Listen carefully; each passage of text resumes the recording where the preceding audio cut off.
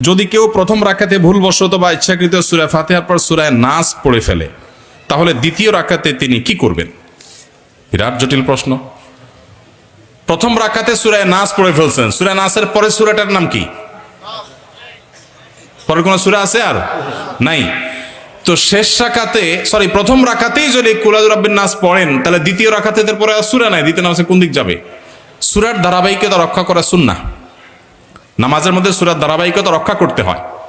আপনি আগে ফালাক পড়লে পরে নাস পড়বেন। এখন নাসে যদি আগে পড়ে ফেলেন তো পরে তো আর কিচ্ছু নাই, কি করবেন?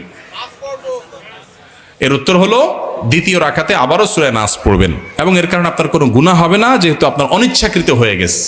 কিন্তু ইচ্ছাকৃতভাবে যদি এই কাজ করেন তাহলে মাকরুহ হবে, তাও নামাজ হয়ে যাবে, নামাজটা ত্রুটিপূর্ণ হবে, নামাজটা একটা ত্রুটিযুক্ত হয়ে গেল, মাকরুহ হয়ে গেল। অতএব যদি কেউ প্রথম রাকাতে কোনো কারণে সূরা নাস পড়ে ফেলেন, দ্বিতীয় রাকাতে আবার তিনি সূরা নাস পড়বেন। যদি সূরা নাস না পড়ে এদিককার কোনো সূরা পড়েন, সূরা ফালাক বা অন্য কোনোটা, তাতেও নামাজ হয়ে যাবে, নামাজ হবে না, ব্যাপারটা সেরকম না। কিন্তু ধারাবাহিকতা মেনটেন করে নামাজ পড়াটা উচিত এবং কর্তব্য, সুন্নাহ, সেটা লক্ষ্য করে করতে হবে। ইচ্ছার বাইরে হয়ে গেছে, অজান্তে হয়ে গেছে, সেটা ভিন্ন বিষয়।